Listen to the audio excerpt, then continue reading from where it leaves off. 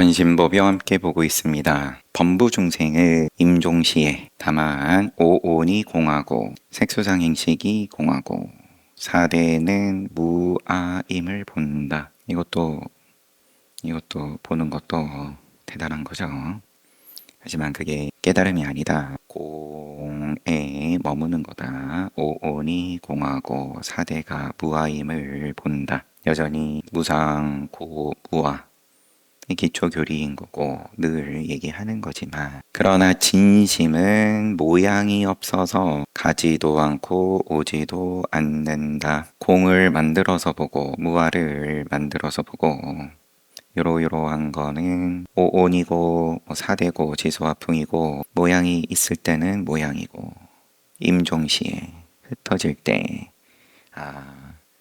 요렇게 지수화풍이 흩어지니까 참 허망하다, 무아다. 색과 공을 선을 그어놓고 이쪽이냐 저쪽이냐, 색이고 공이고 상관없이, 이쪽 저쪽 상관없이 본래에 가지도 않고 오지도 않는 게 진심이다. 태어났다고 해서 성품이 오는 것도 아니고 죽었다고 해서 성품이 가는 것도 아니다. 담연하고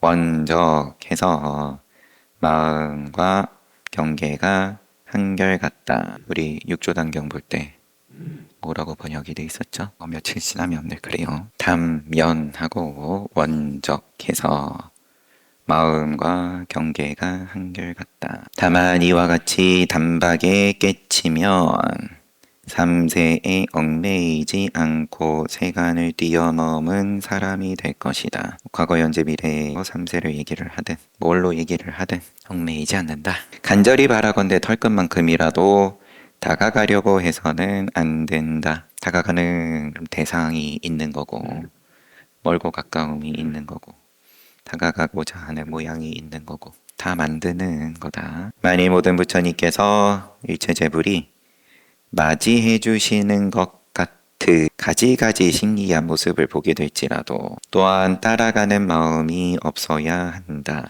만약 가지가지 나쁜 모양들이 나타날지라도 역시 두려운 마음이 없어야 한다. 그러니까 또 이렇게 만드니까 두려운 마음이 일어났다. 내가 잘못하네, 수행 똑바로 못하네, 두려운 마음이 일어나는 게 나쁜 모양이 나타난 거니까 거기다가 또 이러쿵저러쿵 붙이는 게 딸려가는 거다. 다만 스스로 마음을 잊고 법계와 같아지면 바로 자제를 얻은 것이니 이것이 곧 요긴한 대목이다. 해설이 여기서 자제란 신통을 말하는 것이 아니다. 털끝만큼이라도 다가가려 하면 그게 다 신통인데, 실장 1승이 참된 10월 8일 대사께서 대유에게 말씀하셨다. 배유에게 말씀하셨다. 지금 앞에는 9월 며칠이었죠? 9월 1일. 그래서 지금 본문 중에 큰 스님 말씀이 한 달에 한 번 정도 찾아갔던 모양이다. 화성이란, 지금 7장 제목이 1승에 참된 법. 화성이란 2승, 십지, 등각, 묘각을 말한 거다. 이것은 모두 중생을 이끌어지기 위한 방편으로 세운 가르침이므로 화성이라고 한다. 또한 보배로운 장소란 진심, 진짜 할 때 진이요, 진심. 또 본불, 본래 부처, 자기 성품의 보배를 말한다. 이 보배는 사량 분별에 속하지 않으니 그 자리에는 아무것도 세울 수 없다. 이 사량 분별에 헤아리고 계산하고 많고 적고 여기에 속하지 않다. 그 자리에는 보배로운 장소, 그 자리에 아무것도 세울 수 없다. 그런데 뭐가 보배롭냐? 세울 수가 없는데 좋은 건 많을수록 보배롭다고 하는 건데, 모양이 없어서 헤아리지 못해서 곧 보배롭다. 헤아리지 못하는 허공이 본래 허공이다 했으니까, 그러니까 본래 보배다. 보소, 처음에는 화성을 말씀하시고 화현한 성이에요. 우리 둘러 쳐져 있는 도시를 뭐 말하는 건데 성이면. 근데 화현했다, 뿅 했다. 이승, 십지, 등각, 묘각 단계에 이게 다 중생을 이끌어주기 위한 방편으로 세운 가르침이므로 화성이라 한다. 단계인데 그 차제가 그렇지만 중생을 이끌어주기 위한 방편이기에 모양을 쓴 건데 이승이든 십지든 등각이든 묘각이든 그렇지만 모양 없는 자리로 이끌어주기 위한 방편의 모양이기에 화성이라고 한다. 뿅한 성이다. 보배의 장소에는 부처도 없고 중생도 없으며 주관도 없고 객관도 없는데 어느 곳에 성이 있겠느냐. 사량분별에 속하지 않는 보배, 즉 허공, 애초에 허공인데 어디에 성이 있겠냐. 만약 이곳이 화성이라면 어느 곳이 보배의 장소인가 하고 물으면 보배의 장소는 가리킬 수 없다. 어디입니다 라고 가리킬래야 가리킬 수가 없다. 가리킨다면 곧 방위와 처소가 있게 되므로 이쪽 저쪽이 있다. 참으로 보배의 장소가 될 수 없는 것이다. 방위와 처소가 있다는 것은 곧 허공이 아니다. 그 괴로움이 있다. 무너짐이 있다. 그래서 고인께서 옛 성현께서 말씀하시기를 가까이 있다 라고만 했을 뿐이다. 어쩔 수 없이 한계 가까이 있다. 그 거리가 얼마라고 정해서 말할 수 없으니 오로지 당체에 개합할 뿐이다. 알면 개합하는 거지만 모르니까 그럼 멀리 있다 할 수도 없는 노릇이고 누구나 불성진이었다. 누구나 깨달을 수 있다 하는 인 건데 자꾸 그런데 어디에 있습니까? 알려주세요. 가리켜주세요. 라고 또 애를 쓰고 물으니까 안 가리켜줄 수는 없고 그래서 가리키는 말이 가까이 있다. 멀고 가까움에 가까이 있다가 아니다. 이런 말은 나중에 긍정이 되면 다행한 일이지만 멀리 있어도 가까이 있고 가까이 있어도 가까이 있고 어떻게 물어도 손가락만 세우는데 이거는 무슨 고장난 뭐도 아니고 라디오 다이얼을 아무리 돌려도 똑같은 소리만 나오는데 그런 와중에 또 누구는 깨닫고 가버리고 천재란 믿음이 갖추어지지 않은 사람이다. 육도의 모든 중생들과 이승들은 불과가 있음을 믿지 않으니 부처 열매, 수다원과, 사다함과, 아나함과, 아라한과 당연히 부처님께서 열반 말씀하신 거고 깨달음을 말씀을 하시면서 지금 앞에 나온 것처럼 화성의 입장으로 그러면 십지보살, 등각묘각 아니면은 또 사학과 다 방편으로 하신 말씀인데 방편이 전부 다 부처님께서 이렇게 말씀하셨지 않냐. 이렇게 쥐면 뭐라도 쥐면 머무르면 미승인 거고 불과를 모르는 거고 그들은 모두 선근이 착할 선자 선근이 끊긴 천재라 한다. 결국 이제 믿냐 안 믿냐 모양으로서의 믿음 이전에 믿고 안 믿고 상관없이 내가 납득하고 납득하지 못하고를 조건으로 안 붙인다. 난 못 믿겠지만 그렇지만 동참이 되네. 보살은 불법이 있음을 굳게 믿고 대승보살은 대승과 소승을 차별하지 않으며 부처와 중생을 같은 법성으로 본다. 이들을 가리켜 선근이 있는 천재라 한다.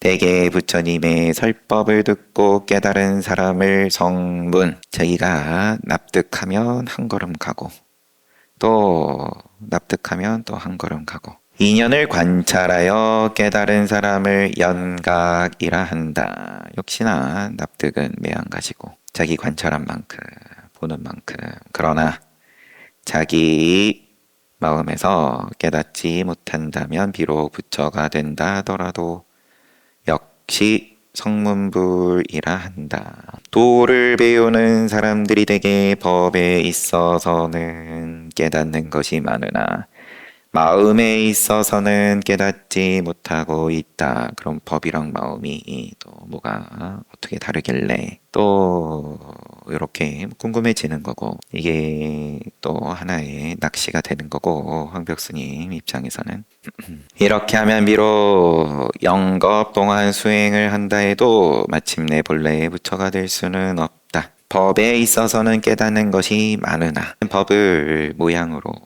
자기가 취해서 뭘 가지고 깨달음이라고 하든 간에 제가 덕분에 많이 깨달았습니다. 또 묻고 그 다음에 그거를 뭐 부정도 못하고 긍정도 못하고, 만약 마음에서 깨닫지 못하고 교법에서 깨닫는다면 다 교법으로 깨닫는 거다.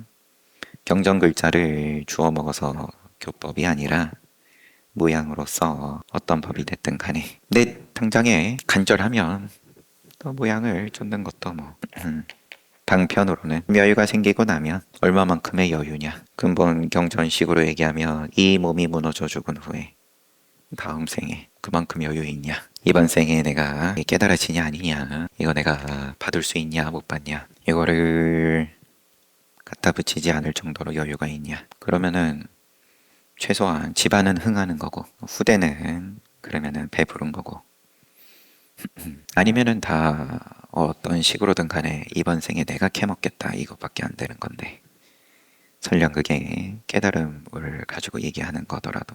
하지만 당장 내가 배고프니까 먹어야죠. 내가 굶어 죽으면 후대도 없는 거니까. 만약에 마음을 일으켜 깨닫지 못하고 교법에서 깨닫는다면 마음을 가벼이 여기고 가르침만 중히 여겨 흙덩이나 쫓는 게 꼴이 되고 말 것이다. 이것은 본 마음을 잊었기 때문이다. 본래 마음에 개합하면 될 뿐인데 법을 구할 필요가 없으니 본래 마음을 개합하면 될 뿐이지. 한번 끊고 법을 구할 필요가 없다. 모양을 흙덩이를 쫓을 필요가 없다. 마음이 곧 법이다. 근데 각자 자기 인연이 있으니까 쫓아가는 것 쫓아가는 건데 하지도 못하고 못하지도 안 할 수도 없는 노릇이고, 이게 갈등이 커지고 일상의 책임과 쫓아가야 되는 책임과 그 다음에 쫓지 말라고 하니까 그래야 깨닫는다고 하니까 그럼 수행과 수행하고 내 생활하고 서로 전쟁이 돼버리는 건데 서로 차지하겠다.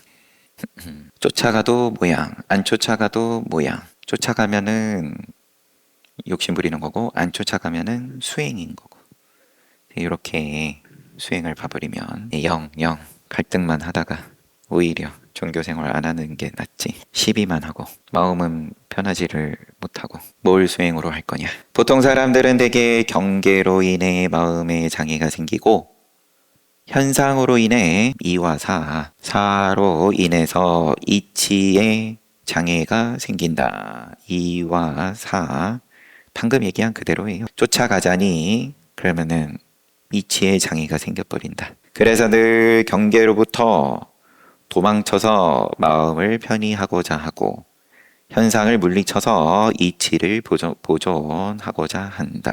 인과법이 다 여기에 해당하는 건데 욕심을 내는 걸 어떻게 해서든지 간에 꾹꾹 눌러가지고 구박해가지고 이거는 나쁜 짓이야 주문을 외우면서 욕심을 안 부리는 게 참으로 훌륭하다. 위인이다. 위인전에 나올 만한 일이다. 그러나 이들은 오히려 마음이 경계를 가로막고 이치가 현상을 흐리게 한다는 사실을 모르고 있다. 자기가 싸우는 줄 모른다. 종교를 내세워서 나의 일상을 구박하는 건 줄 모른다. 몸은 늘 입에 뭐가 들어가야 되니까 그러면 욕심 부리는 그 힘으로 건강도 유지하고 자식도 키우고 집안이 흥하고 하는데, 이치와 현상을, 이와 사를, 내지는 마음과 경계를, 마음을 뭐가 됐든 간에 모양으로 내가 하나 그림 그려버리고 나면은 그럼 경계하고 늘 싸울 수밖에 없다. 잘하니 못하니.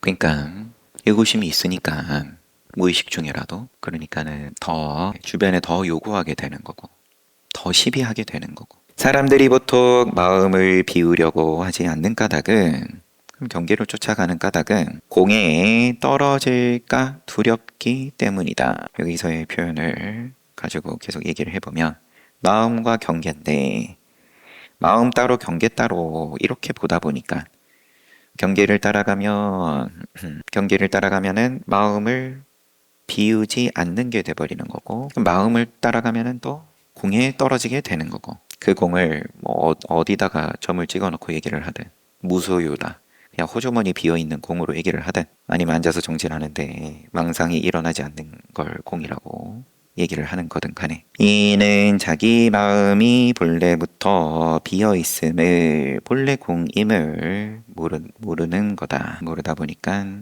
이쪽에서 저쪽을 구박하게 된다. 경계 위에 서 있으면 그러면 비우는 공을 갖다가 구박하게 되는 거고 큰맘 먹고 내가 수행해 보겠다고 그것도 이제 만들어진 공 만들어진 수행 그 위에가 서가지고는 또 경계를 구박하는 거고 본래 마음이 비어있음을 모르기 때문이다.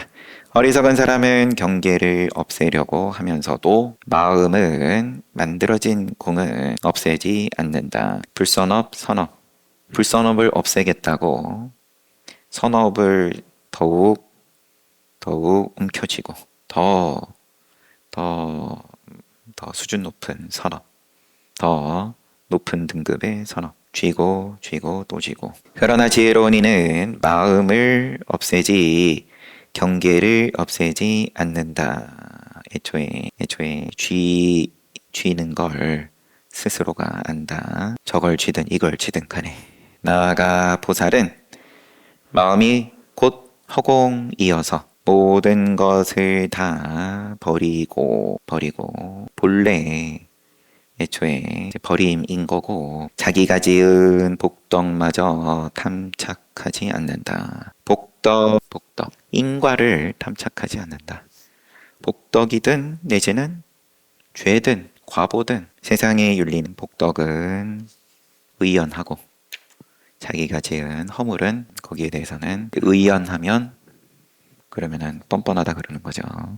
손가락질을 하죠. 근데 똑같다. 인과법 쥐는 건데 복덕을 쥐든 아니면 허물을 쥐든 뭐가 됐든 이거를 조금 문장을 보살은 마음이 본래 허공이어서 버릴 것도 내지는 취할 것도 버림 그리고 탐차 두 가지가 좀 대꾸로서 이야기를 하는 게 좀 더 자연스러울 것 같아요. 본래 허공이어서 버리고 탐착도 할 게 없다. 그런데 이 버림에는 세 등급이 있다. 그럼 어렵지 않죠. 모양으로 버리는 것. 불선업을 멀리하고 불선업, 감각적 욕망을 멀리하고 거기에서 기쁨, 이게 모양이 있는 버림인 거죠. 원리, 이욕, 해탈, 늘 얘기하던 그런 거는 그러면 제일 학급의 버림일 테고 큰 버림부터 말씀하십니다. 밖의 몸과 마음을 다 버려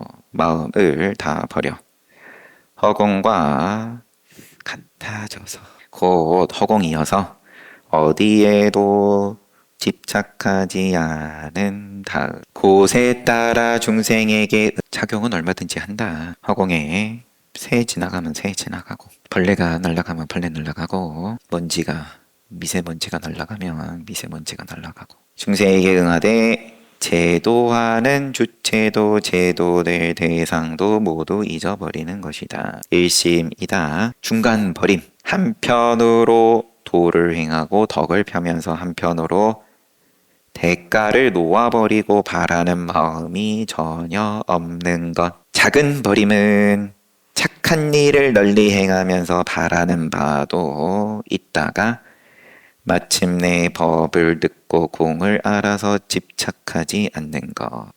그럼 성문이네요. 법을 듣고 공을 알아서 집착하지 않는다. 큰 버림은 밤길 가는데 마치 등불이 바로 앞에 있는 것과 같다. 더 미혹될 것도 깨달을 것도 없다. 밝고 깜깜하고 상관없이 미혹되지 않는다. 더 미혹, 깨닫는다, 못 깨닫는다, 이게 붙지 않는다. 중간 버림은 등불이 옆에 있는 것 같아서 밝기도 하고 어둡기도 하다. 작은 버림은 등 뒤에 있는 것 같아서 눈앞에 구덩이나 함정을 보지 못한다. 이제 큰 버림을 해라. 그런 말씀이죠, 당연히. 눈앞에 구덩이도 못 보는 작은 버림을 하지 말고. 작은 버림은 공덕이 쌓여서 천상에 나겠지만 본래의 허공인 이 동교법하고는 상관이 없다. 성문영각 이승 아니면은 보살이라 하더라도 쉽지. 초지부터 이런 것들을 다 이제 쓸어버리는 말씀을 하시는 중이니까. 그런데 또 이렇게 세 개로 등급을 나눠서 말씀하시는 게 굉장한 친절이다. 황벽을 위한, 죄송합니다. 배유거사를 위한. 그러므로 보살의 마음은 허공과 같다. 일체를 다 버린다. 뭘 버린다고 지금 생각하고 스스로 잘 버리고 있다라고 만족하고 있냐. 버리면은 이 정도도 있다. 말로 하더라도. 이러한 일체를 다 버리는 보살 마음은 과거 마음 얻을 수 없음이 과거를 버린 거고, 현재 마음을 얻을 수 없음이 현재를 버린 거고, 미래 마음을 얻을 수 없음이 미래를 버린 거다. 이게 이른바 삼세를 함께 버린 거다. 허공과 같을 때 그러면 다분히 금강경에 과거신불 가득 쭉 그 말씀 하시는 거니까 뭘 가지고 그러면은 과거신불 가득 현재신불 가득 미래신불 가득을 안다고 생각하는 거냐. 말이야 이렇게 저렇게 할 수 있는 거지만 그러면은 마음이 곧 일심이 허공과 같냐. 열애께서 가섭에게 법을 부촉한 이래로 마음에서 마음으로 인가하였으니 이심, 여기서는 지금 한자로는 이심 인심 도장인자, 마음과 마음이 서로 다르지 않다. 이심 전심, 이건 뭐 우리 일상에서도 쓸 만큼 사자성어로. 그런데 뭘 가지고 이심 전심이라 이제는 깨달음이라 생각하냐. 부처님께서 가섭에게 부촉한 그게 어디에 포인트가 있겠냐. 허공에다 도장을 찍으면 아무런 무늬도 남지 않는다. 그렇다고 물건에다 도장을 찍으면 법을 이루지 못한다. 그러므로 마음에서 마음으로 찍는 것이니 마음과 마음이 다르지 않다. 다르지 않은 마음, 너의 마음과 내 마음이 다르지 않으려면 도장 찍음과 도장 찍힘, 능인 그리고 소인, 이것이 함께 개합하기란 매우 어려운 것이어서 그것을 얻은 사람은 매우 적다. 부처님 성도하셨을 때부터 이 법을 과연 누가 깨달을 수 있을 거냐. 쉽지 않다. 어렵다. 그러나 마음은 무심을 말하는 것이고 얻음도 얻었다 할 것도 없다. 무심이다. 이심 전심이고 무심이다. 허공에다가 도장 찍는 게 뭐냐. 부처님께서는 삼신이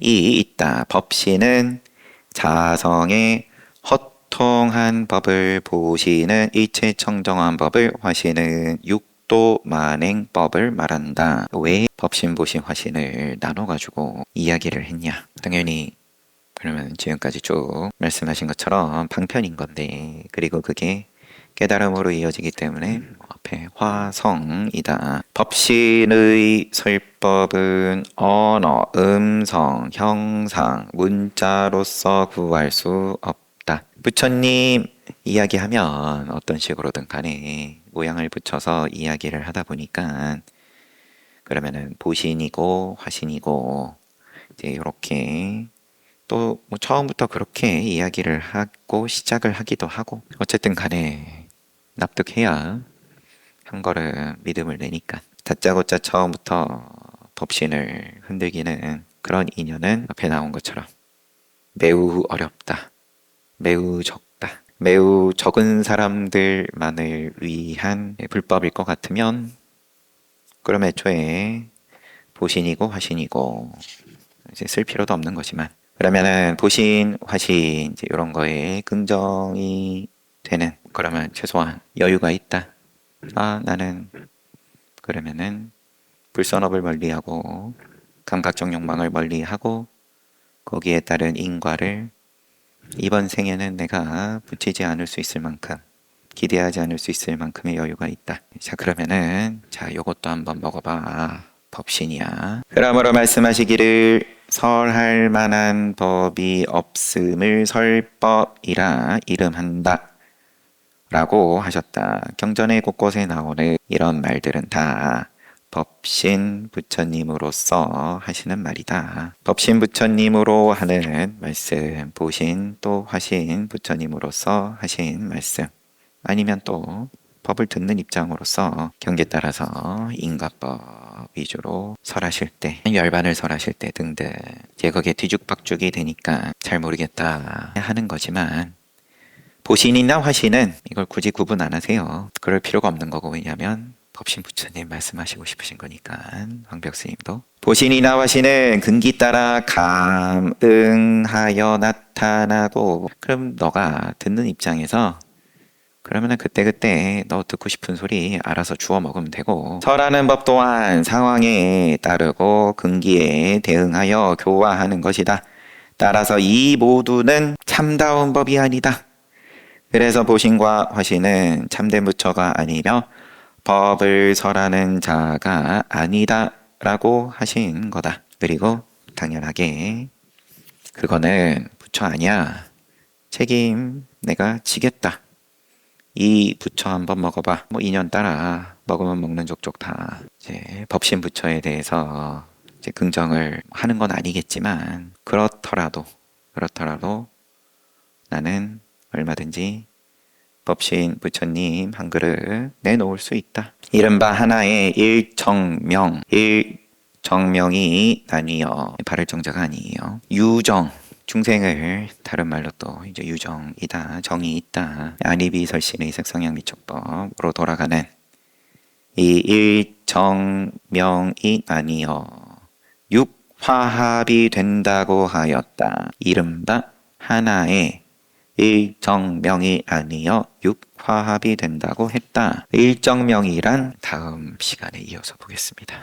밝을 명인데 명은 정자를 앞에 붙인 건 모양이 있는 이제 그거를 가지고서 깨달았다. 밝음이다. 뭐 이런 착각을 표현하기 위한 단어인지 일정명.